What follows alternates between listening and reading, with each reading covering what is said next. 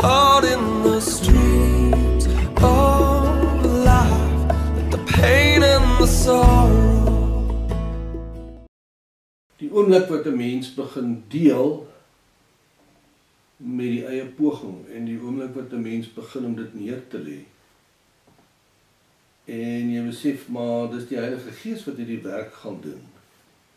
Dan is daar gewoonlik 'n argument wat opduik en die argument is dan maar waarom maak jy dit so kompleks? Waarom is dit waarom dan 'n verbond? Hoekom wat vir jy nee, luister mooi. Die verbond is noodsaaklik. Want dit bring ons binne in die verhouding met Christus in, daardie intimiteit. En wanneer jy die stappe van die verbond gaan, dan vorm die sterwe 'n deel daarvan. Nou wat gebeur? Daar's iets wat ek gemis het in my lewe. Jesus in my, ek in Christus en ons in die Vader. En ek nou jy nog toe daar dink en daar bid en daar praat toe sien ek, dis soos 'n swysvlam. Jy vat 2 stukke staal en jy bring hulle bymekaar en dan bring jy daai staaf, daai swysstaaf en dan raak jy hom, dan smelt hy daai twee in mekaar. Die verbond bewerkstellig daardie smeltingsproses. Met daai smeltingsproses, met daardie sterwe in ons lewe, word ons een met hom. En nou kom ons, en wat gebeur? Dit wat Jesus aan die kruis bewerkstellig het, word ons deelagtig. Ja, maar kruis, dit is dan 'n Sondagsgebed. Wow. Jesus het 8 verskillende aspekte aan die kruis verkry. Hy het verskillende aspekte by die Vader gekry, waarvan een byvoorbeeld autoriteit is. Onthou nou, al wat ons vat, is net redding.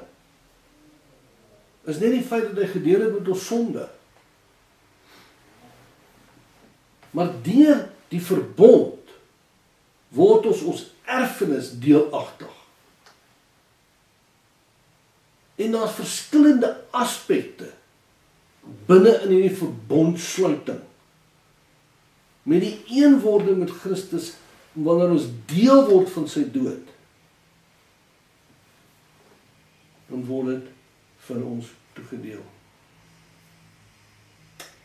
So in die verbond ontvang ons die erfenis.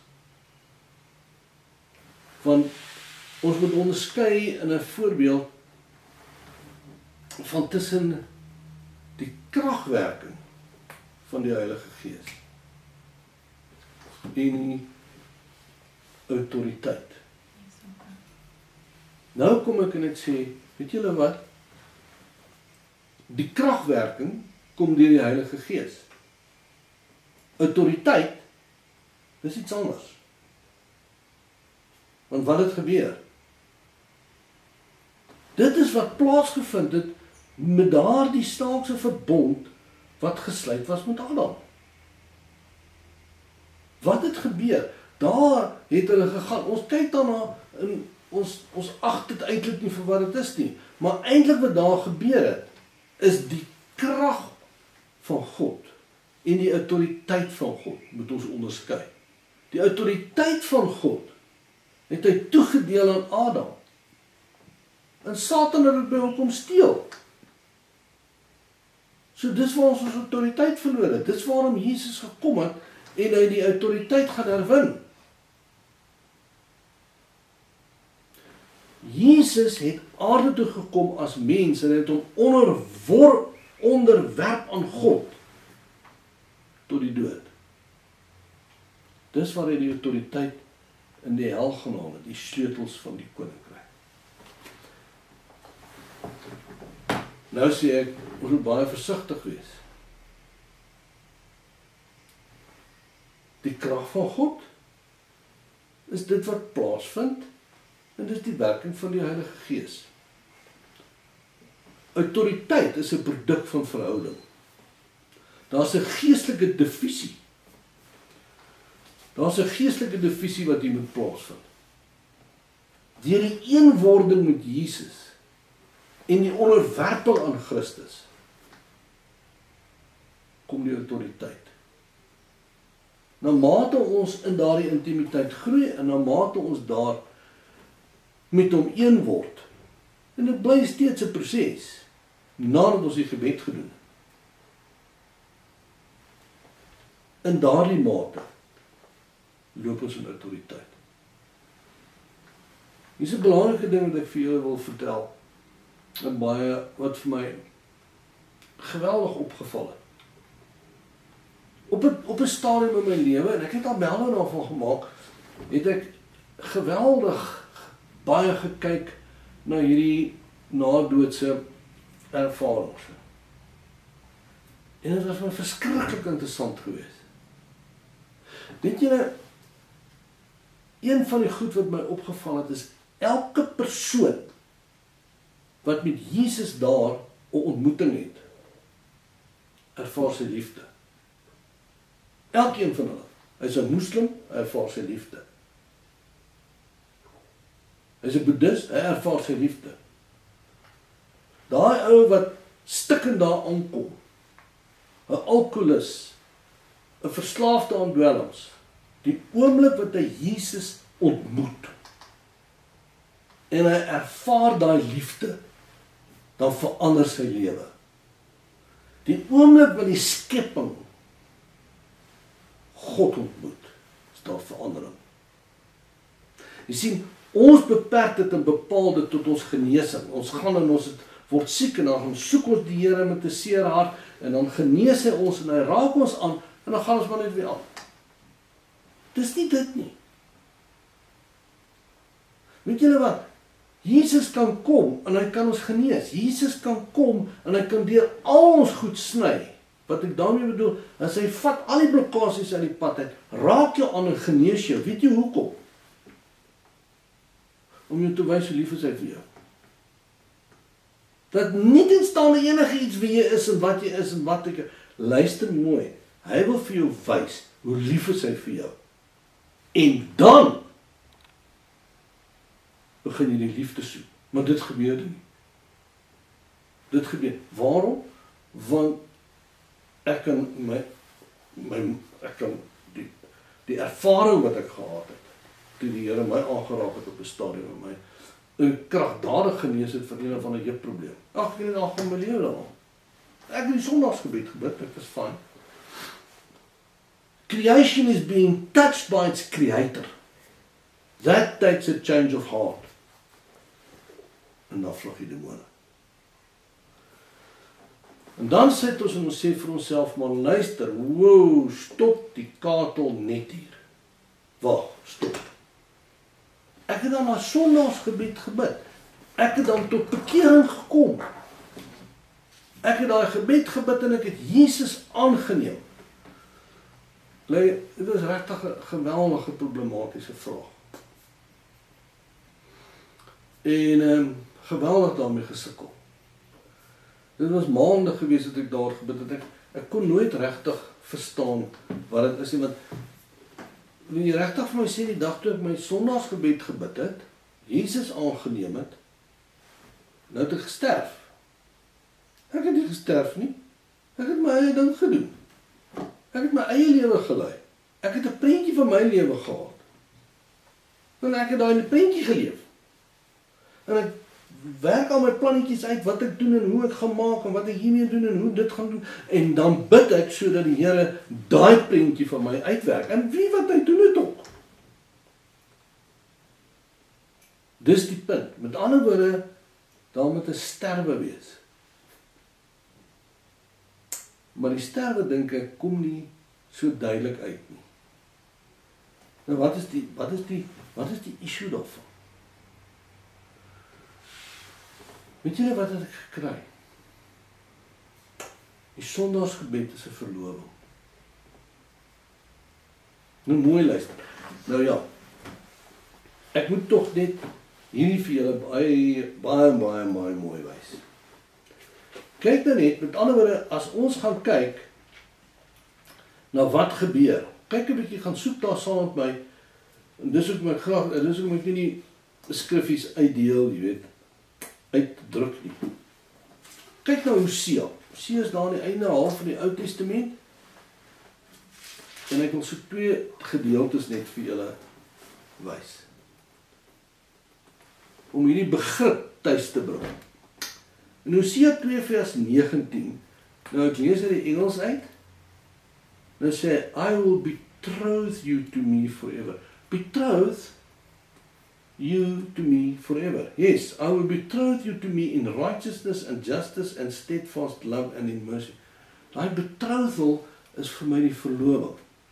Toe dog ja, maar is nie heeltemal so sterk nie, is nie heeltemal so deur nie. Maar wat sê hy? I will allure Israel and bring her into the wilderness, and I will speak tenderly to her heart. There I will give her a vineyard. Waar? In die wildernis. Jy sien, baie keer begin ons in 'n wildernis ervaring ingaan, en dan is daar moeilikheid. Want nou die Here ons verlaat. Maar dit is nie so nie. Luister mooi. Wat wil ek vir julle sê? Ja, daar is 'n reddingsgebed. Ja, daar is 'n gebed waar ek Jesus aanneem. En wat gebeur? Dit was eintlik daardie tyd,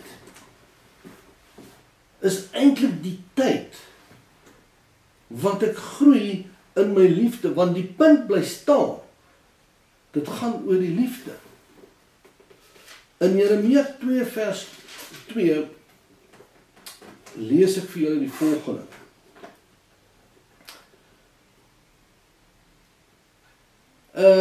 Thus says the Lord, I remember the kindness and devotion of your youth, your love after your betrothal. Is nie interessant nie. Your betrothal in Egypt and marriage at Sinai. Wil jy ooit 'n duidelike skrifbevestiging daarvoor hê? Hy het verloof geraak met hulle toe hulle sy krag sien in Egipte. Hy het met hulle getrou toe hy die verbond gebaseer op die wet by Sinai met hulle sluit. So nou kom jy en jy besef, weet jy wat? Ek het nog nooit 'n verbond met God gesluit nie. Ek dog die verbond is gesluit outomaties. Dis nie so nie. Ons besef dat die verbond inhou, die inhoud van daai verbond het verskillende faktore. Is jy bereid om met hom te trou? Dink 'n bietjie net aan die gewone huwelik. Dink net 'n bietjie as ons regtig die volheid van die huwelik besef. Want die huweliksverbond is die een verbond wat jy sluit met God as tussentredende partye. Ons wil nou nie daar oor die huwelik praat nie, maar hoor nie, so beide van hulle moet sterf. Dink ons huwelike gaan anders lyk, né? En hoe doen ons dit nou? Ons wil die ander ou verander sodat hy my prentjie pas. Jy sien, want die adamitiese verbond is nog in die bloed. Ek het my prentjie. En wie die Here help die een wat daai prentjie wil verander. Nou trou ek met iemand anders. Hy het 'n ander geaardheid. Sy kom uit 'n ander huis uit. My goodness. Nou wil ek hê sy moet maak soos ek wil. Gaan check 'n bietjie. En dit werk nie heeltemal so nie. Dan maak dit net van toepassing in jou verhouding met God die Vader. Ek het nou vir julle gesê, hy wil inderdaad met ons trou. Ons huwelik kom juis uit die verbondsluiting uit. En dit is belangrik. So herweeg dit net weer. En die element waarmee ons besig is dan die sterwe. En dan gaan ons in, en dan gaan ons voort om te kyk na Jesus. Hy is die outeer in die volleinde van ons geloof. Ons kom terug en dan praat ons oor Jesus en hy is ons voorganger. All who are thirsty, and all who are weak, come to the fountain, dip your heart in the streams of life, let the pain and the sorrow